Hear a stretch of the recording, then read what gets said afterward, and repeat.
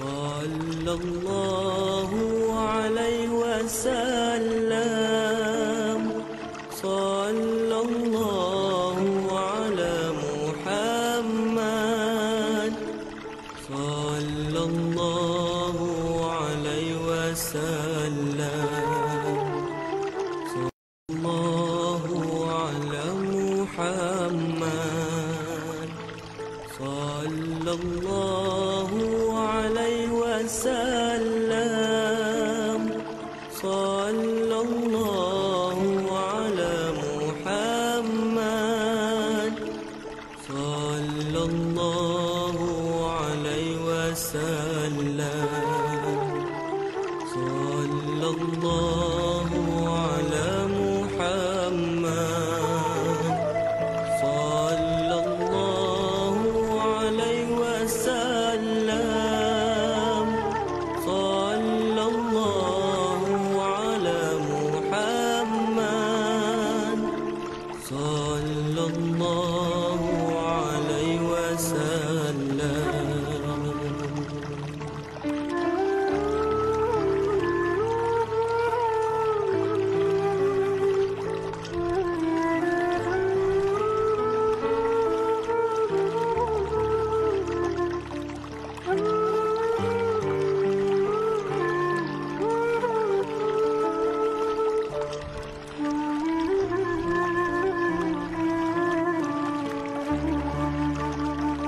صلى الله على محمد صلى الله عليه وسلم صلى الله على محمد صلى الله عليه وسلم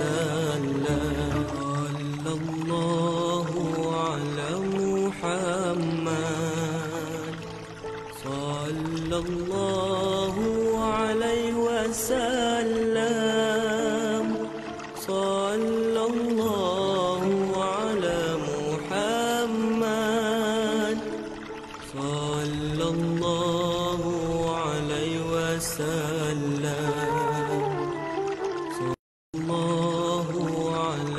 محمد صلى الله عليه وسلم صلى الله على محمد صلى الله عليه وسلم صلى الله على محمد صلى الله عليه وسلم صلى الله على محمد صلى الله عليه وسلم صلى الله على محمد صلى الله عليه وسلم.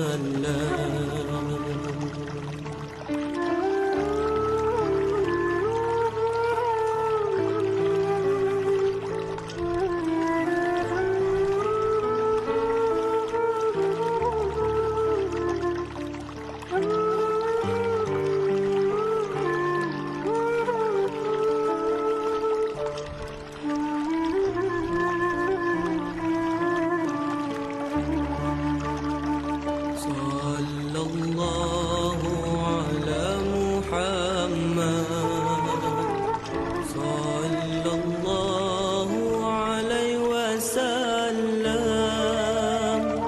صلى الله على محمد صلى الله عليه وسلم صلى الله على محمد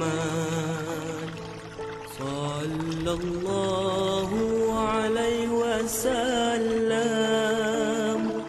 صلى الله على محمد صلى الله عليه وسلم صلى الله على محمد صلى الله عليه وسلم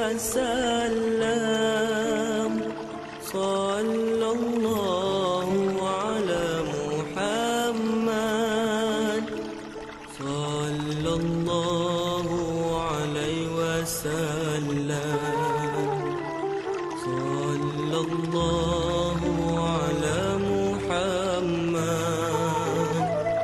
صلى الله عليه وسلم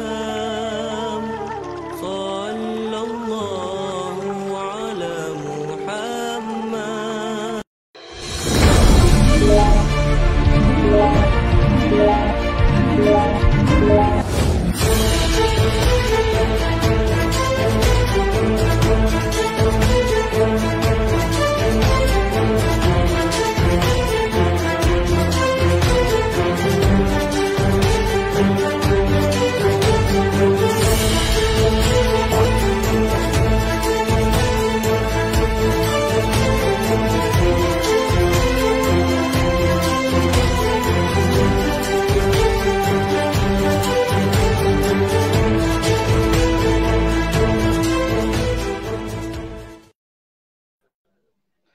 Assalamualaikum warahmatullahi wabarakatuh.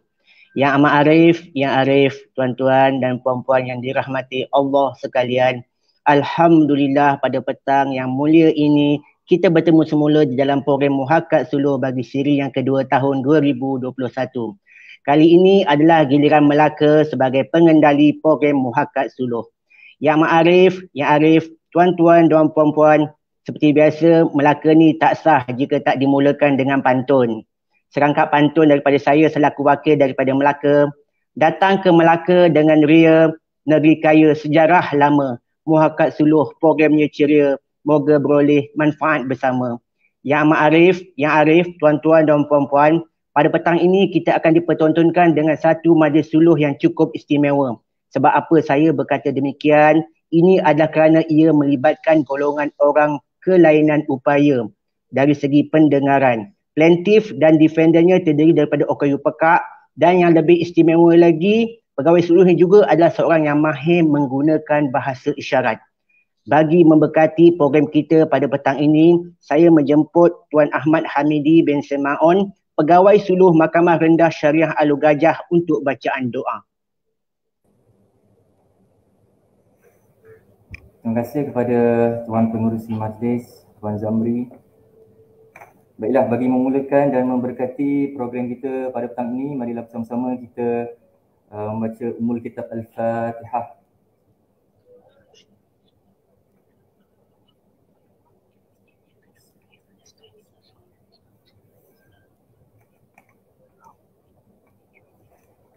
Bismillahirrahmanirrahim. Alhamdulillahi Rabbil Alamin.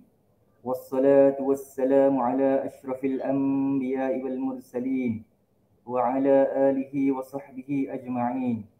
Hamdan hamidin, hamdan syakirin, hamdan yuwafi ni'mahu wa yukafi'u mazidah.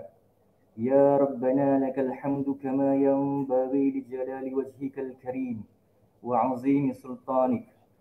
Allahumma salli ala Sayyidina Muhammad wa ala ali Sayyidina Muhammad. Ya Allah, ya Tuhan kami, hanya kepadamu sahaja kami panjatkan kesyukuran atas segala rahmat dan berkat-Mu, ya Allah. Engkau berkatilah dan rahmatilah perjalanan program simulasi Muhakat Suluh siri 2 pada petang ini. Bersempena dengan program ini, kami memohon inayah dan taufik-Mu. Kurniakanlah kesejahteraan dan kebahagiaan kepada kami, ya Allah. Bukakanlah hati-hati kami, lapangkanlah dada kami, supaya dapat kami mengisi ilmu pengetahuan yang berguna untuk agama, bangsa dan negara. Ya Allah, ya Rahman, ya Rahim, kami memohon kepada-Mu, ya Allah, agar berkatilah program pada petang ini dengan limpahan rahmat-Mu, ya Allah. Semoga segala usaha kami dalam menjayakan program ini mendapat keredaan-Mu dan hidayah-Mu. Sesungguhnya kami berkumpul pada petang ini hanya kerana-Mu, ya Allah. Ya Allah, ya Tuhan kami berkumpul pada petang ini untuk menimba ilmu-Mu, ya Allah. Bertukar pendapat, menyumbang buah fikiran, menghubungkan silaturahim dan memberi sokongan ke arah meningkatkan lagi prestasi kami.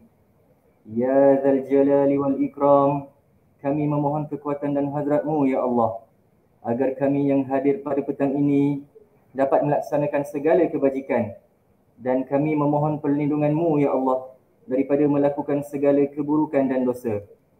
Kurniakanlah kami kekayaan ilmu pengetahuan dan hiasilah diri kami dengan sifat lemah lembut. Muliakanlah kami dengan ketakwaan dan indahkanlah diri kami dengan kesihatan. Kurniakanlah jua kepada kami kesihatan anggota, kecergasan minda, ketenangan jiwa dan kekuatan semangat. Semoga dengannya kami mampu mendepani cabaran, berdaya saing dan mampu mengangkat martabat diri, keluarga, masyarakat dan negara. Rabbana zalamna anfusana wa illam taghfir lana wa tarhamna lanakunanna minal khasirin. Rabbana atina fid dunya hasanah wa fil akhirati hasanatan wa qina azaban nar. Wa sallallahu ala sayyidina Muhammad wa ala alihi wa sahbihi wa barik wa sallim. Walhamdulillahi rabbil alamin. Amin, amin, amin. Moga program kita berjalan dengan lancar dan mendapat keberkatan darinya. Seterusnya, saya serahkan sepenuhnya pengendalian program ini kepada yang berbahagia, Tuan Abu Sufyan bin Abu Yaziz, Pengarah Pendaftaran Keurusetiaan dan Rekod JKSM. Dipersilakan.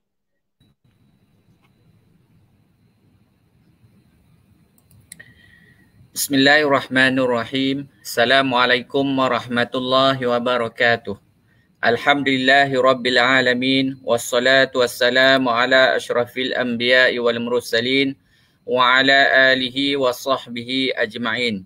Subhanaka la illa ma'allamtana innaka antan alimul hakim. Rabbi syrahli sadri wa yassirli amri wahlul uhdatan min lisani yafqahu qawli.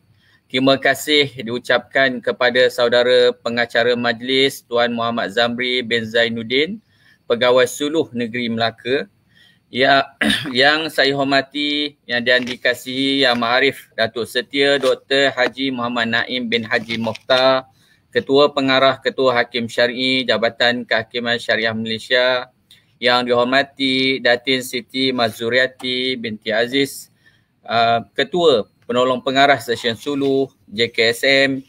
Seterusnya datuk-datuk, tuan-tuan, puan-puan sidang hadirat yang dihormati dan dikasihi sekalian. Alhamdulillah, bersyukur kita kehadrat Allah Subhanahu Wa Taala kerana pada hari ini, pada petang yang berbahagia ini, sekali lagi kita dipertemukan di dalam program online Suluh Settle OSS ataupun program Muhakkat Suluh atau Simulasi Suluh siri yang kedua. Anjuran Sesyen Suluh BPKR JKSM dengan kerjasama JKSN dan MSN. Dan pada kali ini kita dengan kerjasama Mahkamah Syariah Negeri Melaka.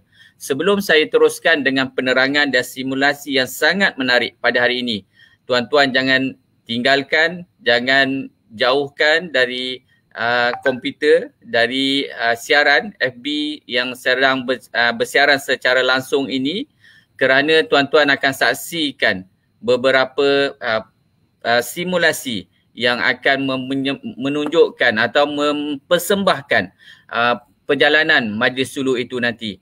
Okey, sebelum saya teruskan penerangan yang tadi, saya akan mempersilakan tuan-tuan dan puan-puan, datuk-datuk, datin untuk sama sharekan FB Live yang Jabatan Kehakiman Syariah Malaysia ini dan FB Live Syariah ADR ini, juga YouTube bersama dengan rakan-rakan FB ataupun dengan sesiapa saja sebagai satu perkongsian ilmu.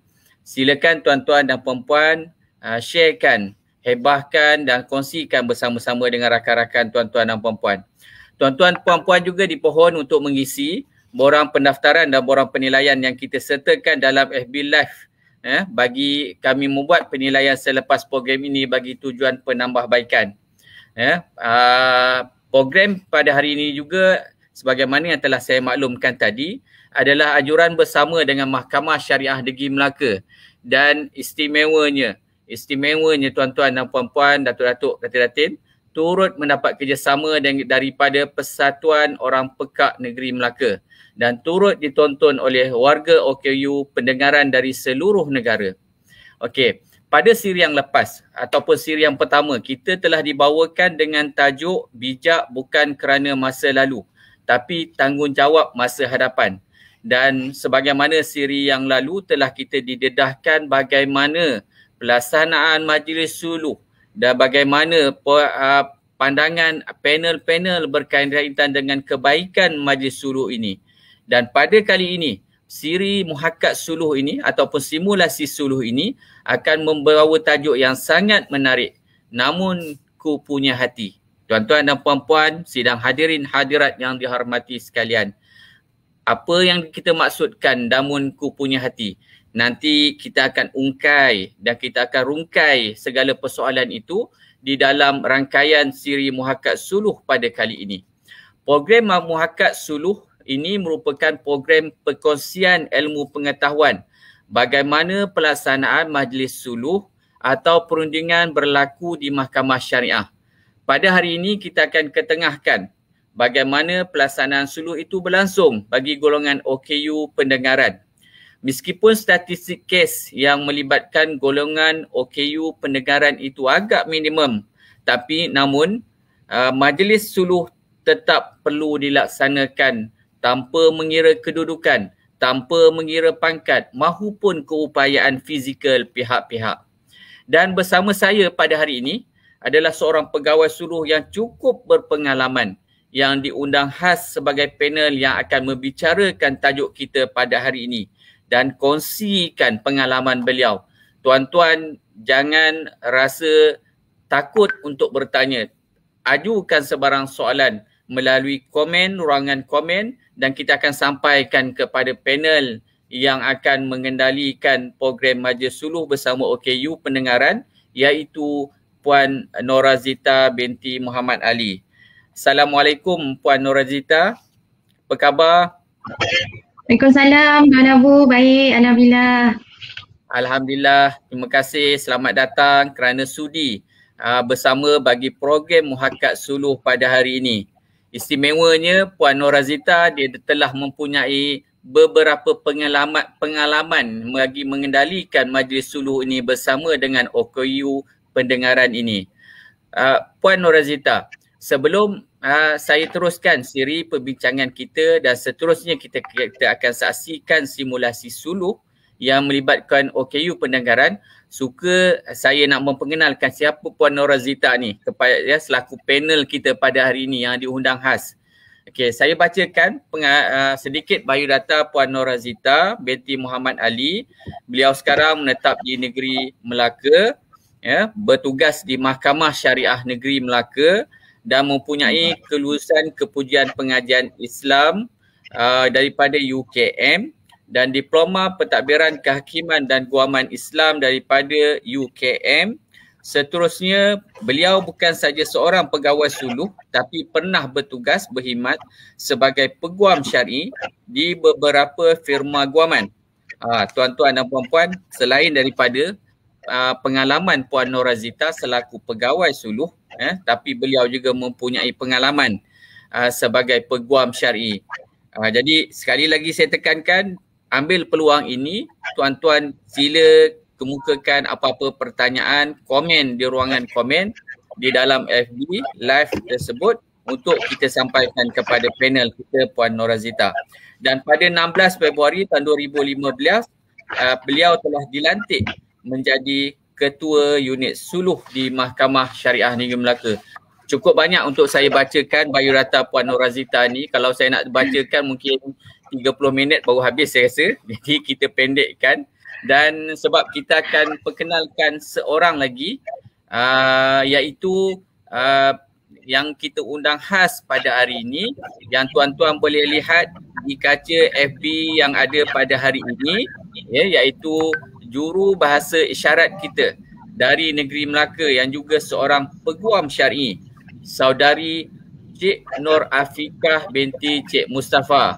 Apa khabar Cik Nur Afikah? Cuba Afikah kongsikan bahasa isyarat, pengalaman Cik Afikah sendiri bersama dengan mengendalikan kes-kes OKU pendengaran. Cuba dan mungkin satu daya tarikan untuk penonton kita saksikan pada hari ini. Silakan Afikah. Okey, Assalamualaikum warahmatullahi wabarakatuh. Terima kasih Waalaikumsalam. kepada Tuan Abu Sufyan dan juga Puan Tita. Terima kasih. Nama saya Nur Afika. Isyarat nama saya Afika. Okay. Saya merupakan graduan daripada Sains Islam Malaysia dan sekarang saya melanjutkan pengajian di Institut Bahasa Malaysia dalam bidang syariah. Dan saya mempunyai pengalaman selama 5 tahun dalam menguruskan kes-kes yang berkaitan dengan OKU pendengaran. Itu sahaja Tuan. Terima kasih. Okay. Terima kasih Afika. Saya pun dulu pernah sempat belajar dengan Afika ni, termasuk juga lah Puan Zita dan alhamdulillah Afika banyak membantu Mahkamah Syariah untuk mengendalikan kes-kes yang melibatkan OKU pendengaran di Mahkamah Syariah. Dan saya bacakan sedikit latar belakang pendidikan Puan Nur Afika. Beliau mempunyai selain daripada ijazah sarjana muda daripada Universiti Sains Islam Malaysia, beliau juga mempunyai diploma amalan kehakiman dan guaman syar'i daripada USIM juga. Dan pengalaman beliau antara saya sebut yang beberapa keistimewaan Puan Nur Afika, beliau pernah merupakan seorang juru bahasa isyarat kes OKU pendengaran di Mahkamah Syariah di Pejabat Agama dan Persatuan Orang Pekak Negeri Melaka. Beliau juga merupakan selain itu pembimbing mu'allaf negeri Melaka, mengajar Al-Quran dan fardu ain bagi mu'allaf golongan tipikal dan mu'allaf golongan OKU pendengaran di negeri Melaka. Selain itu, beliau juga mempunyai beberapa pengalaman yang saya rasa cukup menarik untuk diperkatakan.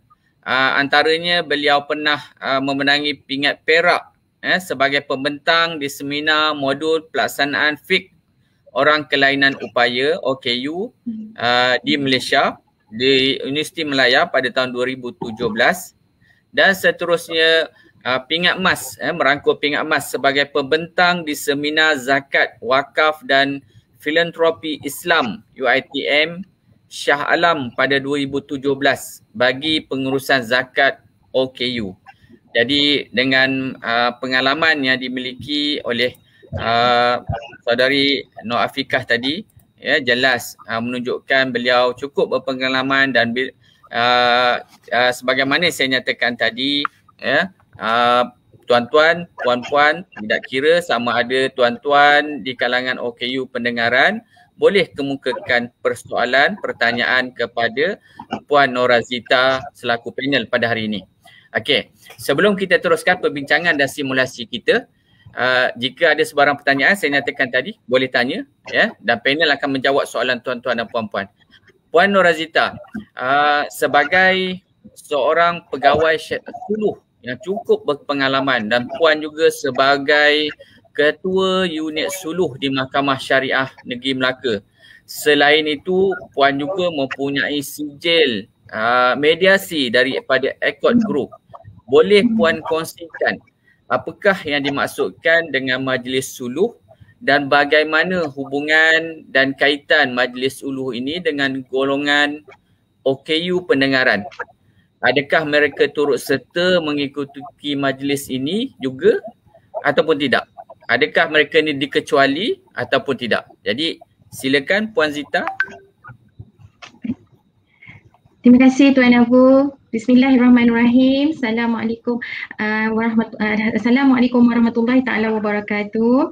Alhamdulillahirabbil alamin wassalatu wassalamu ala asyrafil anbiya'i wal mursalin wa ala alihi washabbihi ajmain. Rabbi shrahli sadri wa yassirli amri wahlul 'uqdatam min lisani yafqahu qawli. Baik, Assalamualaikum warahmatullahi taala wabarakatuh. Apa khabar Tuan Abu dan semua para penonton FB Live pada petang yang berbahagia ini? Semoga semuanya berada di bawah lindungan Allah SWT dan dijauhkan daripada sebarang wabak penyakit yang berbahaya. Baik, tak lupa juga saya ucapkan terima kasih kepada rakan-rakan dan sahabat daripada Persatuan Orang Pekak Negeri Melaka kerana hari ini alhamdulillah difahamkan mereka juga turut sama join FB Live kita pada petang ini. Baik, berbalik semula kepada persoalan. Berbalik semula kepada persoalan Tuan Abu sebentar tadi ya. Saya mulakan sedikit dengan pengenalan suluh. Baik. S-U-L-H. Okey, suluh. Apa itu suluh sebenarnya? Okey, saya boleh rumuskan suluh ini dengan satu perkataan yang paling mudah difahami iaitu perdamaian. Baik. Apa itu perdamaian? Perdamaian yang macam mana? Okey, perdamaian apabila satu pihak datang ke mahkamah syariah memohon satu tuntutan atau beberapa tuntutan dan tuntutan mereka ini akan dipanggil untuk perbincangan di satu majlis yang kita sebut sebagai majlis suluh. Baik. Perbincangan di majlis suluh ni sudah tentulah akan dipimpin oleh seorang pegawai suluh yang akan mengendalikan kes pihak-pihak ini. Cuma apa yang boleh saya kongsikan dan boleh saya ingatkan bahawasanya peranan pegawai suluh hanyalah sebagai pemudah cara sahaja, bukan sebagai pembuat keputusan. So hasilnya jika wujud persetujuan di balik perbincangan tu tadi, perbincangan perdamaian tadi, maka perjanjian yang diperolehi itu boleh dijadikan perintah mahkamah dan akan diendoskan di hadapan hakim yang berbidang kuasa dan insyaAllah akan jadi perintah. Maka penyelesaian tersebut boleh selesai dalam masa 1 hari tanpa melalui proses perbicaraan yang panjang, insyaAllah. Jika kita lihat trend Tuan Abu sekarang, tidak hairanlah jika kita lihat trend penyelesaian secara suluh mediasi ini telah mula diterima oleh masyarakat, telah pun mendapat tempat di kalangan masyarakat dan menjadi salah satu medium penyelesaian pertikaian di antara pihak-pihak yang terlibat. Baik, apa yang saya nak relatekan dengan OKU pendengaran ini, siapa yang saya boleh katakan adalah golongan ini juga tidak lari daripada mempunyai masalah rumah tangga dan memerlukan penyelesaian tersebut di mahkamah syariah. Macam yang Tuan Abu sebutkan tadi, walaupun mereka mempunyai kekurangan dari segi pendengaran, namun mereka sebenarnya mempunyai hak untuk mendapatkan pembelaan yang adil dan saksama seperti orang yang lain, orang normal yang lain. Jadi kalau kita lihat di dalam Akta Orang Kurang Upaya tahun 2008 iaitu Akta 685, kita dapat tengok akta ini telah diwartakan pada 24 Januari 2008. Akta ini seolah-olahnya memang telah memberi hak daripada segi pendaftaran, perlindungan, pemulihan dan pembangunan kepada golongan OKU.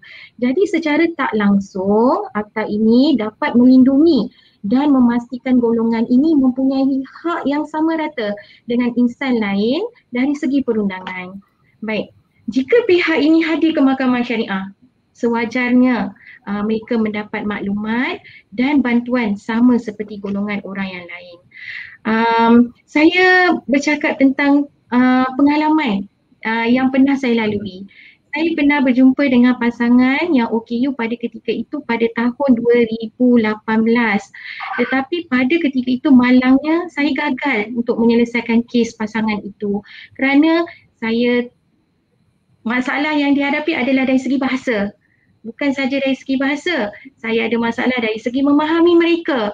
Apa kehendak mereka, apa perasaan mereka. So akhirnya kes itu tidak dapat diselesaikan melalui majlis perdamaian tadi, majlis suluh tadi.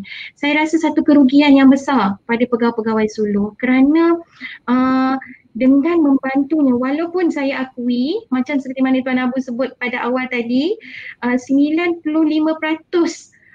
kes-kes yang difailkan di mahkamah adalah melibatkan orang yang normal. Mungkin golongan ini hanya 5% sahaja. Tetapi rugi kalau 5% ni kita tak dapat bantu mereka kerana kalau kita dapat bantu mereka, penyelesaian itu boleh selesai melalui perundingan secara baik saja dan seolah-olahnya menutup semua aib yang ada dan pihak-pihak ni boleh keluar daripada mahkamah syariah mendapat satu perintah yang kita kata win-win situation, situasi menang-menang kepada pihak-pihak dan insyaAllah perintah itu boleh diguna pakai untuk di masa akan datang. Jadi bermula daripada titik tolak itulah pengalaman saya merasakan sudah sampai masa untuk berganjak satu step lagi ke atas untuk mempelajari bahasa isyarat. Sebab tu di Mahkamah Syariah, saya rasa Mahkamah Syariah Negeri Melaka untuk pengetahuan hadirin dan juga Tuan Abu, saya tak kata Mahkamah Syariah Negeri Melaka yang pertama, tetapi mungkin di sepanjang pengetahuan saya bermulanya di Melaka ini kami menyediakan perkhidmatan untuk suluh ni kepada golongan OKU. Okey. Jadi alhamdulillah setakat yang kita dah buat suluh walaupun tak banyak, 1-2 kes, tetapi alhamdulillah kes itu boleh diselesaikan secara peringkat suluh. Saya rasa itu saja Tuan Abu bagi menjawab soalan yang pertama tadi. Terima kasih Puan Zita atas penjelasan dan penerangan tadi yang baru awal. Tuan-tuan jangan tinggalkan lagi ya kita punya perbincangan ini. Masih di peringkat awal, tapi yang menariknya di situ, Puan Zita ada nyatakan walaupun Mahkamah Syariah ini kes-kes yang melibatkan golongan OKU ini adalah terpencil ataupun sangat minimum 5% sahaja dan selebihnya lagi melibatkan orang normal. Tapi adakah kita apa yang Puan Zita telah tekankan tadi, kita di Mahkamah Syariah tetap melaksanakan prinsip syariah asas keadilan tanpa mengira pangkat, tanpa mengira umur, tanpa mengira kedudukan, tanpa mengira kedudukan pihak-pihak itu sama ada sempurna, normal ataupun di kalangan orang kelainan upaya. Jadi menarik, saya tarik balik apa yang Puan Zita nyatakan tadi, iaitu berkaitan Mahkamah Syariah Negeri Melaka telah mengambil inisiatif berdasarkan pengalaman yang telah diperoleh tadi, bagaimana proses pengendalian suluh dijalankan sewaktu majlis suluh yang melibatkan OKU pendengaran. Mungkin Puan Zita boleh kongsikan, ramai yang tertanya-tanya bagaimana agaknya suluh ni dikendalikan ketika yang melibatkan OKU pendengaran. Silakan Puan Zita. Baik Tuan Abu. Sebenarnya prosiding majlis suluh ni melalui kaedah yang sama seperti golongan orang normal yang lain, sebab tidak ada wujud lagi satu kaedah yang khusus untuk golongan OKU pendengaran ini. Namun demikian, macam saya sebutkan pada awalnya tadi, dia bukan semata-mata tentang bahasa. Dia melibatkan emosi, bagaimana tindakan mereka berfikir, bagaimana mereka mengadaptasi satu maklumat yang didapati. Jadi benda-benda ini semua kena faham. Kita tak boleh nampak dengan belajar bahasa isyarat selesai semua kes boleh selesai on the dot. Tidak, sebenarnya dia banyak benda, elemen-elemen di bawah itu yang kita kena perhalusi, kena faham, kena tengok kesediaan pihak-pihak golongan ini, pendengaran ini apabila dia datang ke majlis suluh. Kalau orang normal pun, kalau kita tengok senario yang ada pun boleh bergaduh di dalam majlis suluh. Ini yang normal yang saya sebut, apatah lagi mereka juga melalui proses yang sama. Cuma jawapan kepada Tuan Abu nanti kita akan tengok, saksikan satu simulasi lakonan yang kita bawakan khas dan eksklusif pada petang ini, yang mana tajuk Namun Ku Punya Hati ini mempertontonkan bagaimana pegawai suluh membawa kes-kes yang berkaitan dengan OKU. Dan saya sendiri akan ulas di dalam video tu nanti satu persatu, mungkin tidak semua, tetapi ada beberapa perkara yang kita akan lihat bagaimana pihak-pihak golongan OKU ini menginterpretasikan perasaan mereka, bagaimana riak muka dan sebagainya, dan bagaimana pegawai suluh tu kontrol keadaan sewaktu majlis suluh berlangsung. So saya rasa Tuan Abu, kita ada satu simulasi yang Tuan Abu sebutkan tadi kan. So saya rasa boleh kalau kita pertontonkan kepada penonton-penonton kita pada petang yang berbahagia ini, insyaAllah. Okey, terima kasih Puan Zita. Sama-sama kita saksikan simulasi tersebut.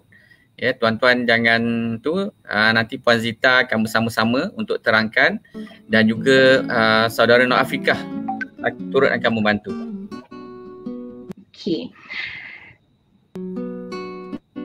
Okey, apa yang tuan-tuan dan puan-puan dapat saksikan di skrin lakonan ini, macam saya sebutkan tadi, bahawasanya pembukaan untuk satu majlis suluh tu sama seperti prosiding yang bagi orang yang normal. So dari segi ta'aruf dan sebagainya. Tetapi apa yang saya nak tekankan di sini adalah bagaimana pegawai suluh build rapport, membina keyakinan, build trust, membina keharmonian, keselesaan pihak-pihak untuk bersama-sama dengan pegawai suluh untuk menyelesaikan kes pertikaian itu. Di skrin sekarang ini kita dapat lihat bahawasanya pegawai suluh ini akan menerangkan dari segi peraturan-peraturan majlis suluh dan pihak-pihak akan sama-sama mendengar.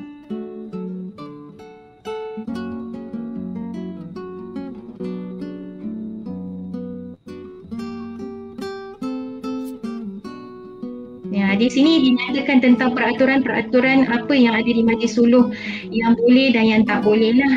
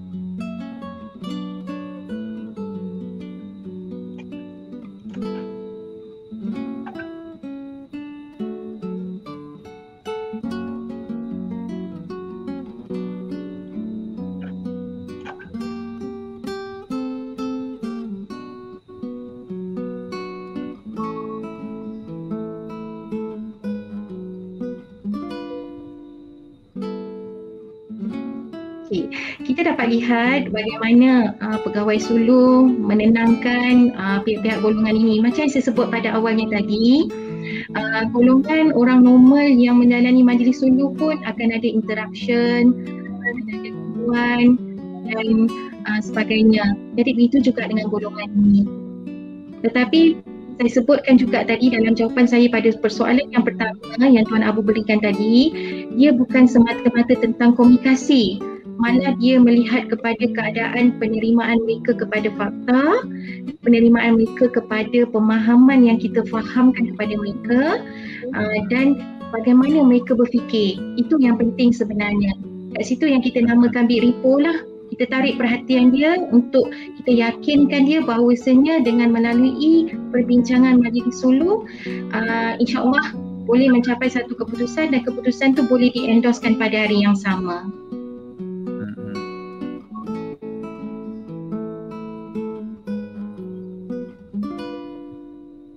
Ini Puan Zita dua-dua melibatkan OKU pendengaran lah.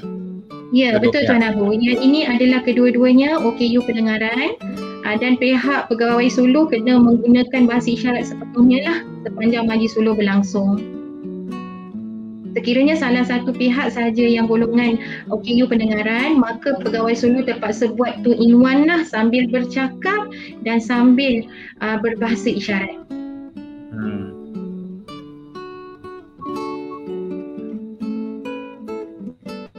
Sangat menarik simulasi ini untuk kita tonton. Inilah situasinya semasa majlis suluh bagaimana yang diterangkan oleh Puan Norazita tadi. Dan untuk simulasi yang ini adalah berkaitan tuntutan plaintiff untuk dapatkan nafkah anak. Yang mana Puan Fadihah ni datang ke mahkamah untuk dapatkan nafkah untuk anaknya yang seorang.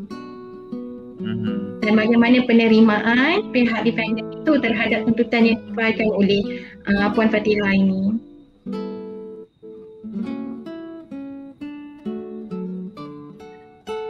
Tuan-tuan dan puan-puan yang dihormati, selain daripada kita ada bahasa isyarat yang ditunjukkan oleh saudari Afiqah, kita ada juga buat tulisan menerangkan huraian oleh keterangan yang diberi oleh pihak-pihak. Jadi mungkin boleh sama-sama tengoklah, ya, dan mungkin nanti Puan Razita boleh kemukakan juga apa-apa maklumat berkenaan dengan perbincangan. Yang ini kalau kita dapat saksikan memang pihak defendant telah hilang sabarlah. Dan proses ini telah dinyatakan bahawasanya tadi pada awalnya pegawai suluh telah nyatakan bahawasanya akan ada sesi fokus apabila pihak-pihak tidak lagi dapat berbincang dengan baik dalam satu perbincangan.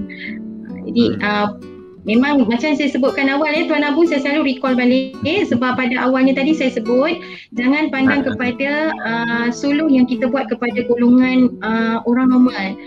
Kerana ada kalanya orang normal pun tak faham kalau kita jelaskan tentang rules suluh ni, ground rules suluh, peraturan-peraturan yang suluh. Jadi kita melihat kepada keadaan pada ketika itu, bagaimana kita nak handle, sebab kita kena faham mereka punya cara, apa yang mereka nak sampaikan pada kita. Di situ baru kita boleh keluar idea untuk membantu pihak-pihak ni dengan cara yang sebaik mungkin. Sebab dari segi bahasa isyarat, ada bahasa-bahasa isyarat itu yang tidak ada dalam bahasa undang-undang. Maksud saya bahasa undang-undang tu tidak ada dalam bahasa isyarat. Jadi kita kena mengeja. Macam contoh suluh tadi, memang kita kena eja SULH. So memang kita kena eja pada dia kalau sekiranya tak ada terma-terma dalam bahasa isyarat kepada perkataan-perkataan yang sesuai. Saya percaya juga kalau kita yang normal pun dalam situasi suluh ni ada juga yang dalam keadaan emosi, yang walaupun di sini ada dinyatakan tak nampak pihak defendant beremosi, tapi saya percaya mungkin Puan Zita ada pengalaman juga kalau melibatkan orang normal. Kalau orang normal Tuan Abu, macam saya sebut tadi, walaupun kita dah terangkan tentang peraturan, ground rules, tetap akan ada interruption, tetap akan ada gangguan, tetap akan ada pergaduhan kerana emosi yang mereka bawa di luar itu telah masuk dalam majlis suluh. So adalah penting untuk pegawai suluh tu adaptkan keadaan itu dan berusaha untuk neutralkan kedua belah pihak. Dan paling baik adalah melalui sesi kokus lah. Sesi kokus tu memang kita asingkan. Dia bersama dengan pegawai suluh untuk yang permulaannya plaintiff ataupun defendant, yang keduanya bersama dengan pihak yang satu lagi. Dan biasanya kalau dah melalui sesi kokus tu, keberjayaan untuk satu kes itu agak tinggi lah. Itu pengalaman saya sebagai pegawai suluh. Kerana di dalam itu kita akan cuba menyampaikan input-input berdasarkan hukum syarak dan undang-undang kepada pihak tersebut. So, jadi memang tu saya kata tadi, kita lihat video ini dari kacamata perspektif mereka golongan OKU. Jangan lihat kepada kita golongan normal ni lah. Sebab kalau golongan normal kita akan nampak macam ada ground rules yang tertinggal dan sebagainya. Sebab kita melihat penerimaan mereka pada ketika itu. Okay. Ada pengalaman saya langsung mereka tak nak dengar langsung tentang ground rules, tentang peraturan-peraturan. Mereka tu nak jumping saja. Okey, apa perbincangan hari ini? So kita kena ikut mereka, tetapi tidak menghilangkan roh suluh tu sendirilah. Kita kena jelaskan suluh ni apa, pegawai suluh ni apa, kerahsiaannya apa, so fokusnya macam mana, supaya pihak-pihak ni tahu dia ada hak untuk bercakap di dalam majlis. Saya rasa cukup membezakan kita yang perlu semua tahu adalah pegawai suluh ni berbeza dengan sesi kaunseling.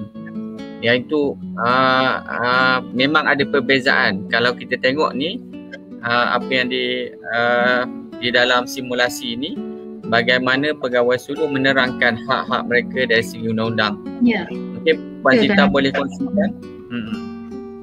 Okey. Dalam kita menerangkan hak-hak itu, memang kita tak lari daripada yang awal tadi saya sebutlah, ground rules, peraturan-peraturan tu kita kena mention. Dan dari segi macam contoh, kita nak jelaskan kepada dia tentang hukum syarak tadi. Bagaimana? Kalau kata tuntut nafkah anak, berapa bagi anak yang umur 6 tahun, berapa yang sesuai pada umur anak tahun? Apa dia punya tuntutan-tuntutan dia. Jadi memang saya selalu tekankan, untuk golongan ini kita kena memahami mereka. Bukan dia yang kena faham kita yang kena faham mereka supaya kita dapat jumping dalam mereka punya permasalahan dan cuba selesaikan melalui suluh mediasi ini.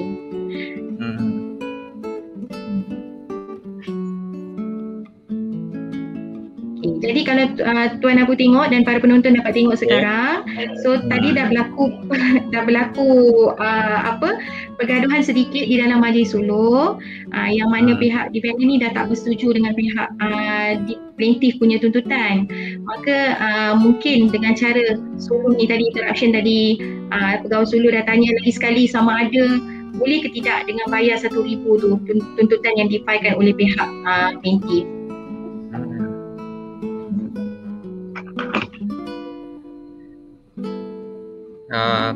Tuan-tuan, puan-puan yang dihormati dan dikasihi sekalian yang menyaksikan program simulasi suluh ini, sekali lagi kita tontonkan, yang saya maklumkan kita sedang tonton simulasi suluh yang melibatkan OKU pendengaran. Dan kita tak nafikan di kalangan kemungkinan ada jiran kita, kawan-kawan kita merupakan golongan yang termasuk dalam golongan OKU pendengaran ini dan mungkin memerlukan keadilan dari segi penjelasan, penerangan dari segi undang-undang. Dan sebenarnya di Mahkamah Syariah bukan tempat yang untuk ditakuti untuk dihadiri oleh pihak-pihak, dan di sana nanti kita ada proses step melalui majlis suluh sebelum kita di hadapan hakim. Jadi majlis suluh ini untuk kita luahkan dan kita ceritakan dan cari jalan penyelesaian. Dan sebagai Puan Zita nyatakan tadi, contoh dalam kes ini yang melibatkan nafkah tadi, boleh diberi penjelasan, pertimbangan ikut undang-undang yang ditetapkan. Betul Tuan Abu, betul. Sebab kita kena yakinkan dia bahawasanya Mahkamah Syariah ni satu badan yang menyelesaikan pertikaian pihak ni. Maksud saya sama ada dia pergi ke bicara ataupun dia pergi ke majlis suluh. Tapi definitely saya akan fokus kepada majlis suluh lah, sebab memandangkan hari ini kita cerita tentang suluh. So memang saya percaya bukan pandangan saya saja tetapi pandangan seluruh rakan-rakan suluh yang lain, bahawasanya kejayaan kami sebagai pegawai suluh ni apabila kami berjaya selesaikan kes-kes yang ada di majlis suluh selagi mana ianya tidak melanggar hukum syarak dan undang-undang yang terpakai yang sedia ada. That's why satu kejayaan yang paling besar saya rasa apabila kes dapat selesai. Kalau kes tak selesai mungkin mood swing satu hari tu sampai akhir lah. Tetapi kita berdoa sebenarnya bila setiap kali satu kes yang kita bawa, kita memang berdoa pada Allah semoga urusan dipermudahkan bagi pihak diri pegawai suluh tu sendiri dan juga bagi pihak-pihak. That's why bila saya sebutkan awal tadi, bila walaupun 5% sahaja tetapi apabila saya gagal untuk menyelesaikan kes itu, saya rasa satu kegagalan yang besar pada saya, kerana kenapa saya tak boleh bantu mereka ini, sedangkan dari segi undang-undang mereka berhak untuk tahu apa dia mereka punya hak dia, bagaimana nak selesaikan masalah mereka. Cuma apa yang boleh saya kongsikan, memandangkan Tuan Abu dah tanya, mereka ini agak malu untuk datang ke Mahkamah Syariah. Sebab bila mereka malu datang ke Mahkamah Syariah, mereka berjumpa dengan golongan orang yang normal. Bila berjumpa dengan orang normal, orang tak faham bahasa mereka. So mereka pun tak faham apa yang kita nak cakap. So itu yang menjadikan mereka tak nak datang mahkamah, memilih untuk tak nak selesai pun kes di Mahkamah Syariah. So sayanglah, rugilah. So sepatutnya mereka ini bila datang saja ke Mahkamah Syariah, kita dah boleh bantu dengan apa cara sekalipun untuk memastikan mereka ini boleh selesaikan kes mereka ini. Kalau dapat di pertikaian, dapat selesai di peringkat unit suluh adalah lebih baik. So kalau Tuan Abu dan penonton tengok, ni dah start, memang dah marah lah ni. Ni dah masuk dah tak puas hati. Plaintiff defendant dah tak puas hati kepada tuntutan defendant. Plaintiff dah habis keluar semua dah, semua dah keluar dah. Ya. So kalau kita tengok, ini bermulanya sesi caucus yang pertama, dan pada ketika itu pegawai suluh memilih untuk sesi caucus yang pertama dibuat bersama dengan plaintiff. So di dalam sesi inilah kalau kita dapat lihat, pegawai suluh akan berusaha sedaya upaya untuk meyakinkan pihak-pihak ini dan untuk membawa satu persetujuan kalau ada, dan berdasarkan undang-undang dan hukum syarak.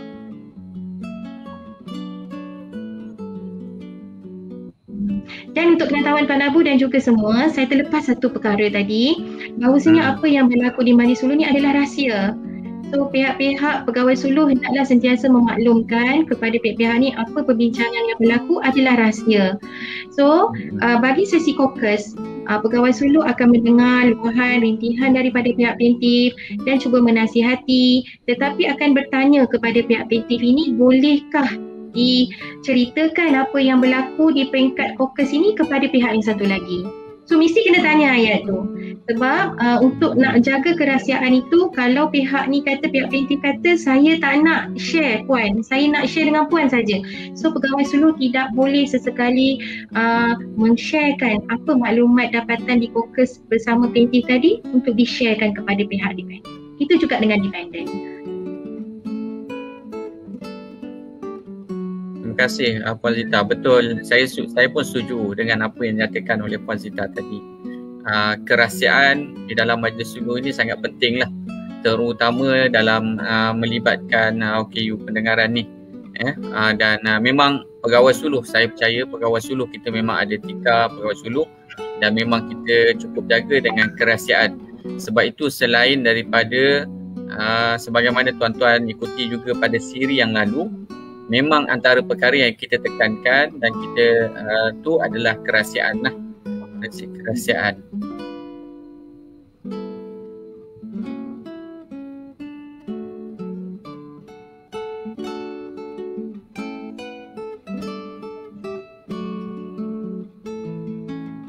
Puan Zita, pengalaman Puan Zita dalam mengendalikan kes suluh bagi OKU pendengaran ni, adakah mereka mudah untuk memberikan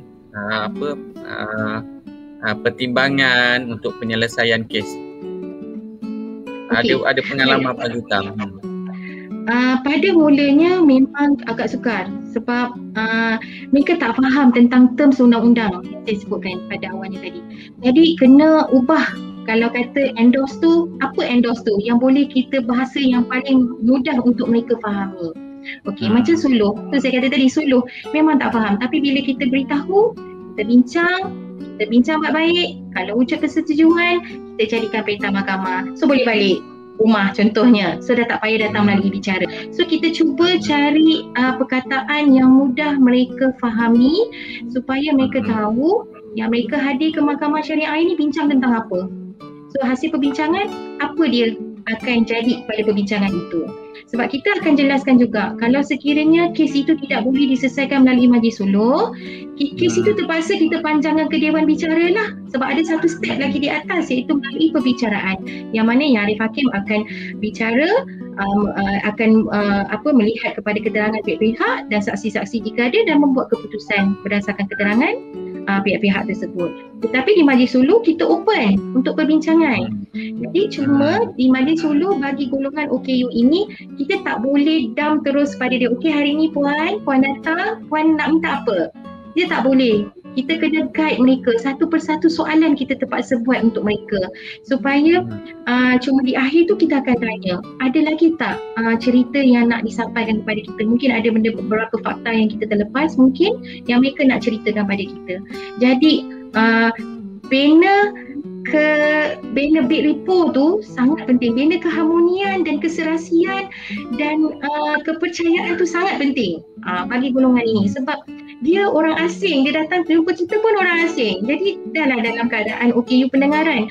So dia bimbang takut kita mengambil kesempatan pula ke atas diri mereka. Sedangkan kita tak nak ambil kesempatan, kita nak cuba selesaikan kes itu dengan cara melalui suluh mediasi. Tuan-tuan, puan-puan, sedang hadirin hadirat yang dikasihi sekalian, sambil kita menonton, jangan lupa jika ada apa-apa pertanyaan ataupun komen, boleh kemukakan di ruangan komen di dalam FB, dan kita akan insyaAllah nanti panel kita Puan Nora Zita akan cuba menjawab persoalan ataupun pertanyaan yang dikemukakan. Sambil kita teruskan menonton, kita bicarakan berkaitan dengan simulasi yang sedang kita tengok pada ketika ini. Sebagaimana yang dimaklumkan tadi oleh Puan Rozita, ini adalah sesi fokus yang melibatkan pihak plaintiff terlebih dahulu, dan selepas ini akan melibatkan pihak defendant. Betul Puan Rozita? Betul tuan. Selepas fokus dengan pihak plaintiff, kita akan fokus dengan pihak defendant. Mungkin fokus di pihak defendant tu akan ada satu dapatan lah hasil daripada perbincangan tersebut. Okey. Terima kasih Puan Zita. Saya yalah, kita pengalaman kita sebelum ini yalah macam-macam juga kita jumpa. Ada yang tak nak pergi ke mahkamah, ada yang bimbang untuk pergi ke mahkamah, dan saya sendirilah ada pengalaman semasa di JBG mengendalikan kes OKU pendengaran ni, dan sampai di saat akhirnya sampai selesai sehingga dia menangis, walaupun suara tidak menangis, suara tidak keluar, tapi dengan tangisan itu kita faham bahawa mereka juga mempunyai naluri dan rasa puas hati dengan keadilan yang telah ditegakkan oleh di Mahkamah Syariah. Okey. Kita ada sikit gangguan ke di ni? Okay, kita terhenti dekat kokus bersama dengan plaintiff ni. Sebab selepas ini kalau video disambung, dia akan ada satu sesi kokus bersama dengan pihak defendant. Okay.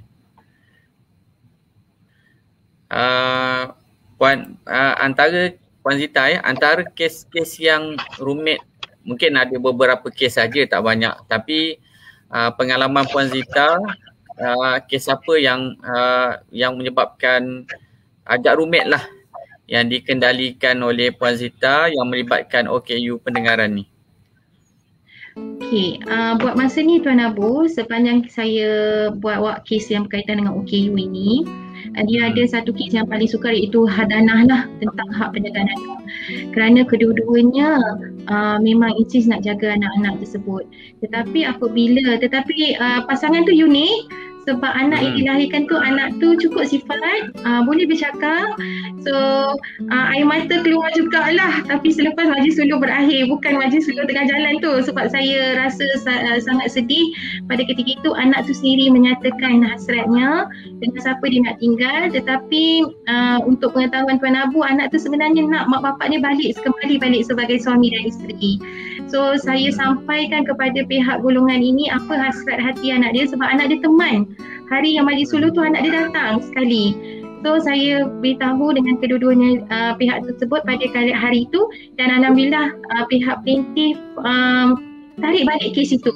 Dan saya rasa mungkin kes itu kembali balik sebagai suami dan isteri.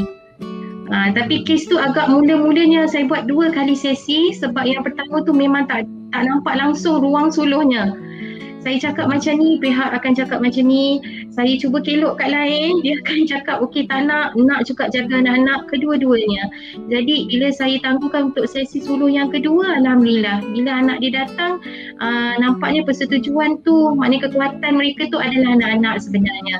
So selesai di peringkat, tarik balik lah Tuan Abu. So kalau di suluh kita panggil suluh berjaya, tarik balik lah. Alhamdulillah. Setakat ini adalah macam contoh nafkah yang saya kalau saya sendiri yang kendalikan pun memang akan menitiskan air mata juga. Yalah, dalam situasi itu kita sama-sama rasai apa yang dia rasai oleh golongan OKU pendengaran ni lah, terutamanya. Betul Tuan.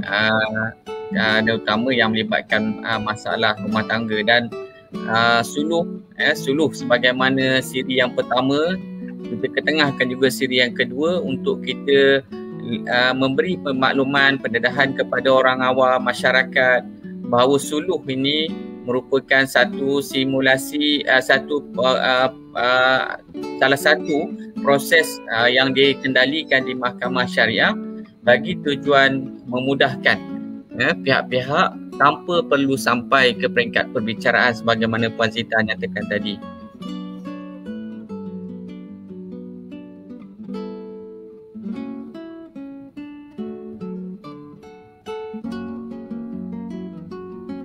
Kita tengok di situ di bawah ada dinyatakan, tadi Puan ada beritahu, mahu hantar anak ke kelas tarian, kelas berenang, itu semua tak penting. Jadi pegawai suluh menerangkan dari segi maksud keperluan dari segi anak-anak tadi untuk nafkah anak-anak.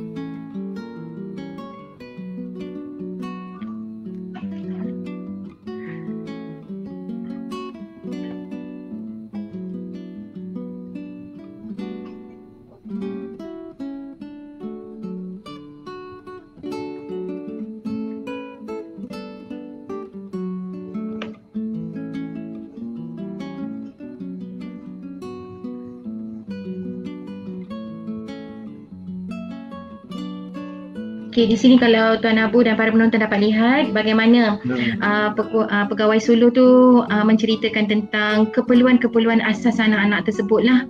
Sebab kita lihat tadi fakta kesnya pihak ini mohon RM1,000 sebulan untuk dapatkan nafkah-nafkahnya. Jadi di sinilah peranan pegawai suluh untuk nyatakan, sebab cadangan daripada pihak defendant tadi hanya nak minta kurang daripada RM1,000. Jadi di sinilah peranan di sesi majlis kokus inilah untuk memaklumkan kepada pihak ini apa dia keperluan-keperluan asas yang boleh dikira sebagai kelangsungan hidup anak tersebut.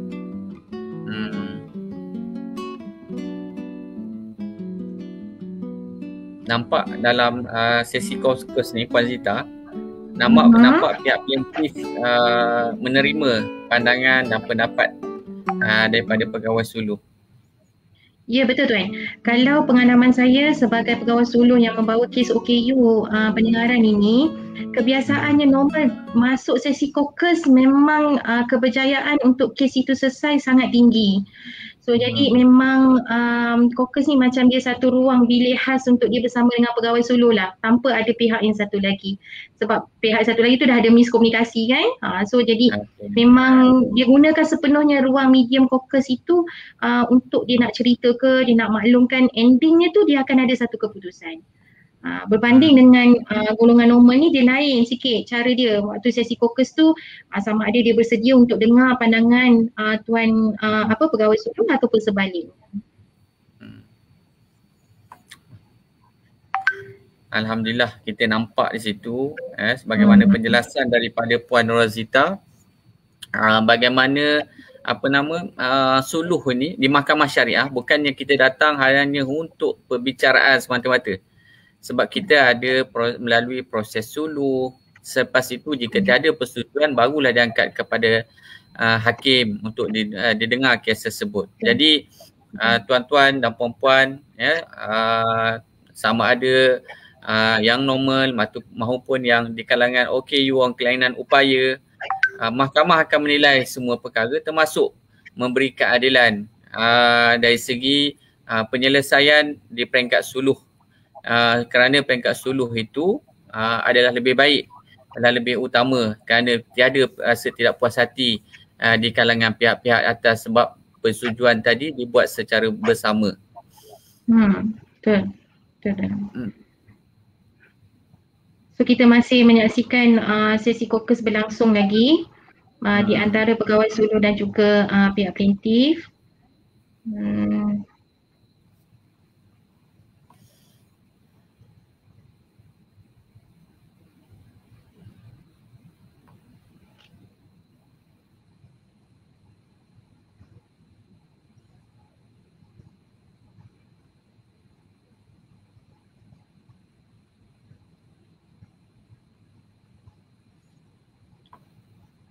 Okey.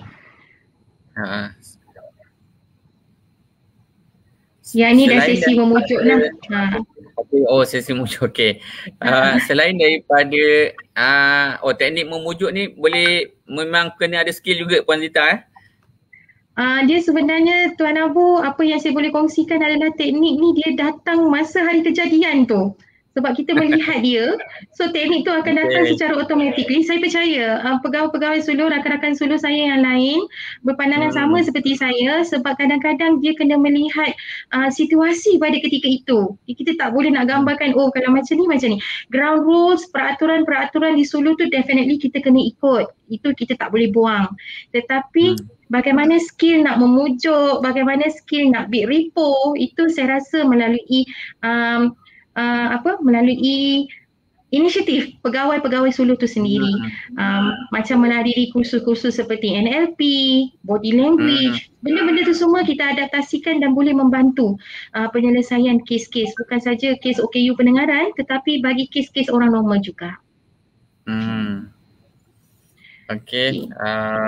Tadi kita sempat tengok sekejap tadi caucus untuk pihak di peringkat pihak defendant. Boleh Puan Zita terangkan pula proses caucus dengan pihak defendant tadi. Okey, proses selepas kita caucus yang pertama dengan pihak plaintiff tadi, pegawai suluh tu dia akan dapat dapatan apa persetujuan-persetujuan setelah sesi memujuk, sesi memaklumkan dari segi undang-undang, memaklumkan dari segi hukum syarak bagi anak yang berumur 6 tahun ni, apa dia nafkah anak yang sesuai dengan umur dan keperluan anak pada ketika itu. Dan apabila dimasuk kepada sesi caucus bersama dengan pihak defendant, perkara pertama, pegawai suluh mesti dapatkan daripada plaintiff tadi mana yang boleh dibawa berbincang bersama defendant. Maknanya tadi rahsia kan, saya sebut tadi rahsia dengan sesi caucus ni adalah rahsia di antara pihak-pihak dengan pegawai suluh. Jadi kena tanya dulu apa yang boleh kita bincang, apa yang tak boleh kita bincang. So mana saja yang dipersetujui oleh pihak plaintiff tadi untuk dibawa berbincang, maka yang itulah yang akan dibawa berbincang di dalam sesi caucus bersama pihak defendant. So normally pihak defendant pada ketika itu dia akan dah cool down dah, dia dah relax sikit. Sebab dia dah tadi dia berjumpa berdua, dia dah tak boleh, dia dah panas. Tetapi bila dia jumpa dengan pegawai suluh secara direct, so pegawai suluh pun lagi sekali tekankan bahawasanya kerahsiaan di antara dia, perbincangan dia tu rahsia. So dia boleh bebas untuk nak cakap apa. So mungkin tadi dia segan nak cakap masa berbincang bertiga, so sekarang ni dia berdua. So di dalam elemen penceritaan defendant itu, pegawai suluh dah boleh buat satu rumusan. Maksud saya bukan rumusan apa, maksudnya dah boleh nampak dah mana ruang-ruang suluh yang boleh kita masuk dan yang mana ruang-ruang suluh yang boleh kita bagi cadangan. Okey, tentang isu cadangan ni memang pegawai suluh tak boleh bagi cadangan sebenarnya kalau ikut ni. Tetapi bila kita bawa perbincangan di kalangan golongan OKU OKU pendengaran ini, cadangan itu sangat penting. Cadangan itu kita mesti cadangkan pada dia. Tetapi kita minta mandat daripada dia. Walaupun kita cadangkan, tetapi keputusan akhir tu adalah di tangan pihak-pihak ini. Supaya tak timbul isu pegawai suluh paksa, pegawai suluh memang suruh sign je perjanjian penyelesaian tanpa tahu apa yang ditandatangani. So memang itu yang memang kita akan beritahu. Tapi dalam video ini tadi, agak mudah laluan dia. Bila pegawai suluh datangkan saja pada pihak defendant terus cadangkan, terus kata bersetuju kepada satu persetujuan yang mana endingnya tu pegawai suluh akan gabungkan balik, jumpakan balik mereka berdua ni bersama pegawai suluh dan akan dilistkan apa perjanjian penyelesaian yang boleh dicapai hasil perbincangan sama ada di peringkat suluh tadi pun ataupun perbincangan utama tadi. Okey, apa nama sangat terima kasih Puan Zita, sangat menarik. Kita tengok tadi pun simulasi tadi pun kita nampak bagaimana pihak-pihak juga sama seperti kita mempunyai niat, mempunyai hasrat dan kadang-kadang ada timbul rasa tidak puas hati yang normal sebagaimana kita tu.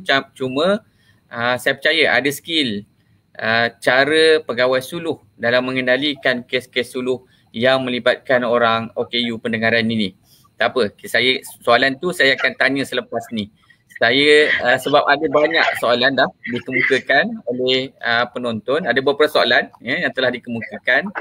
Kita tanya dulu soalan yang pertama daripada Hafiz Helmi Hashim Asyafi'i Qamar Ali.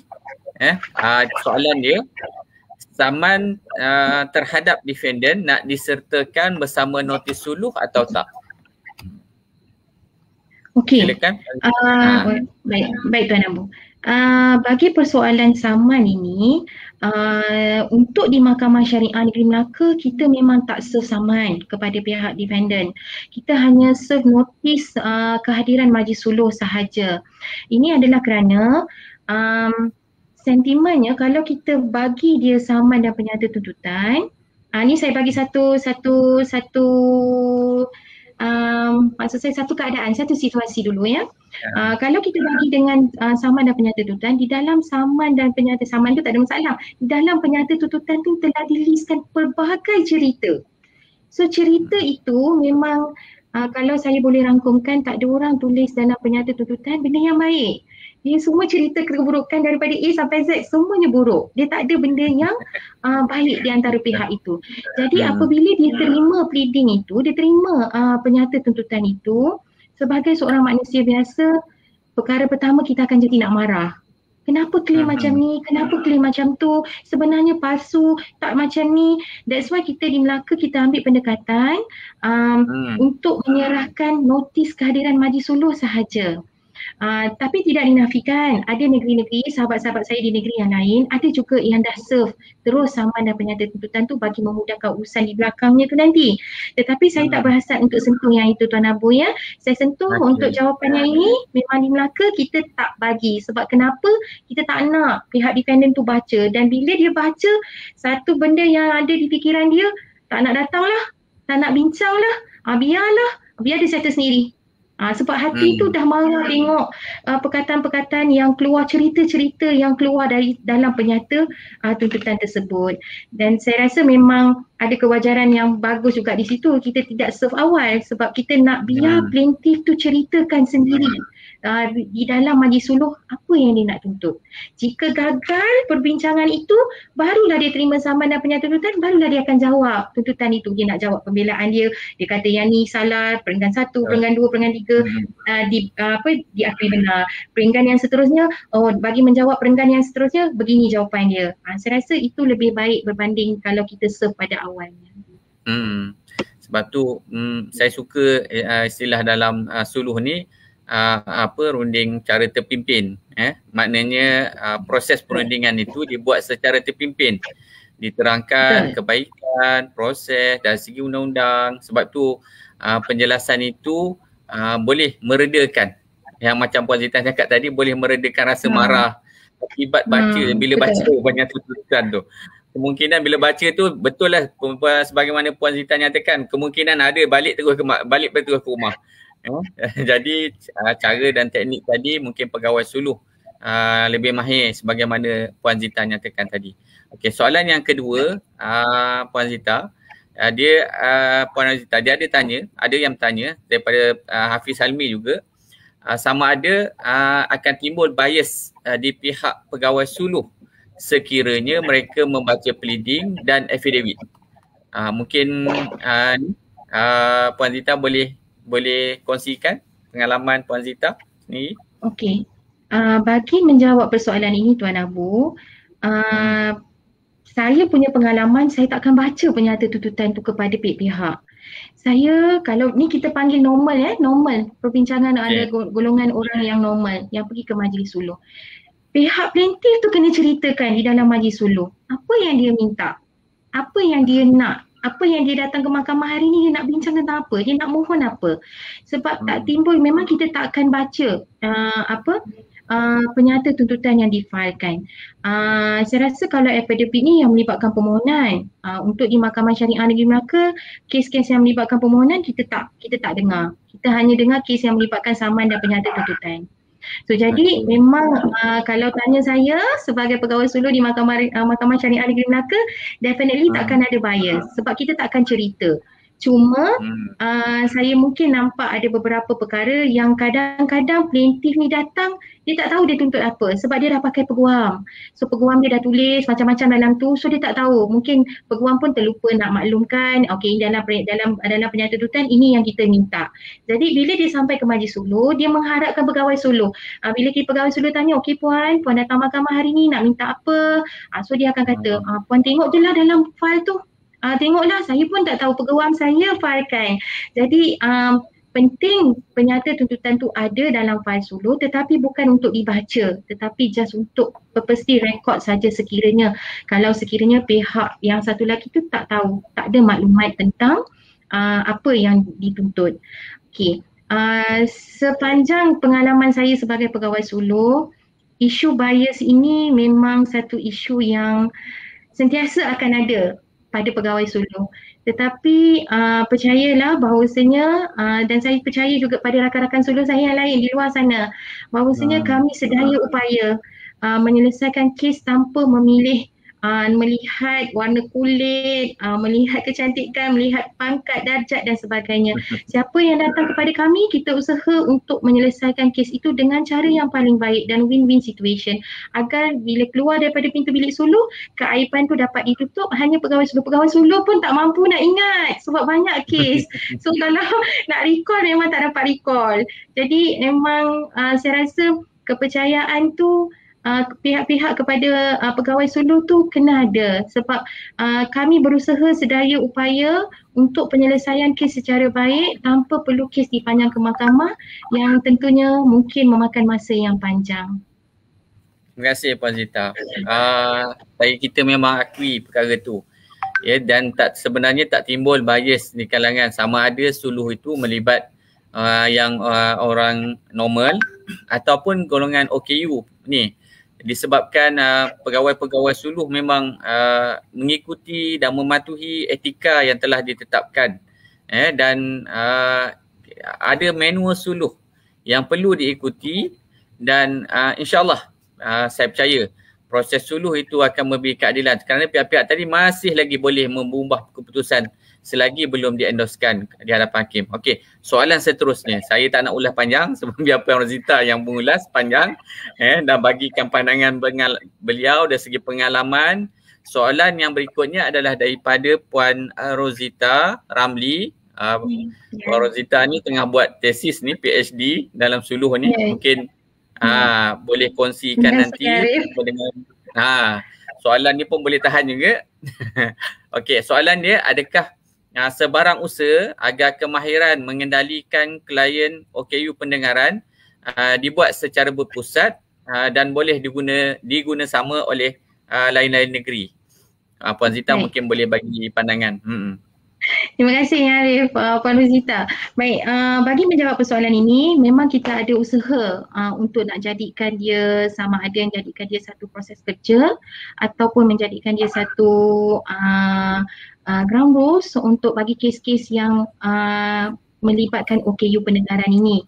Cuma dalam tempoh ini kajian masih dibuat, sebab tu saya sebut tadi walaupun kami di Mahkamah Syariah Negeri Melaka ni sebagai perintis, tetapi banyak benda lagi yang masih kita kaji sebab benda ini kena melalui kajian yang mendalam yang mungkin melibatkan dari segi pengurusan tertinggi dan sebagainya, kesediaan pegawai-pegawai suluh. Tapi di peringkat negeri Melaka, saya percaya sekadar berkongsi pandangan, berkongsi cara bagaimana nak buat. Bagi kes yang melibatkan golongan OKU, kami tak ada masalah untuk sesi perkongsian. Tetapi terus terang saya kata masih lagi dalam usaha untuk nak jadikan dia sebagai satu proses kerja yang melibatkan penyelesaian kes majlis suluh yang melibatkan OKU pendengaran.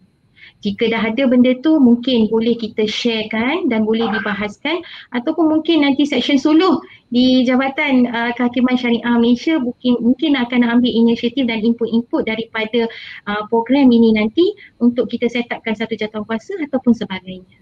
InsyaAllah. InsyaAllah kita sebab itulah kita adakan program pada hari ini, simulasi suluh, muhakkat suluh ini. Siri kali ini adalah melibatkan OKU pendengaran dengan ada kemahiran Puan Norazita yang ada kemahiran mengendalikan OKU pendengaran, dan juga saudari Afikah ni sendiri selaku Peguam Syar'i juga yang dilantik di Negeri Melaka. InsyaAllah dia mungkin menjadi perintis untuk nanti mahkamah syariah negeri-negeri lain untuk kembangkan, termasuk juga melalui JKSM lah, untuk kembangkan proses pengendalian terutama OKU pendengaran ini di peringkat suluh ataupun di peringkat mahkamah syariah pembicaraan sebagainya. Ada lagi soalan Puan Gita? InsyaAllah ada lagi soalan yang dikemukakan di sini daripada Puan Fadlina Haji Daud. Assalamualaikum, saya ada soalan. Sekiranya pegawai suluh tiada kemahiran seperti di atas, ini macam soalan bonus ni.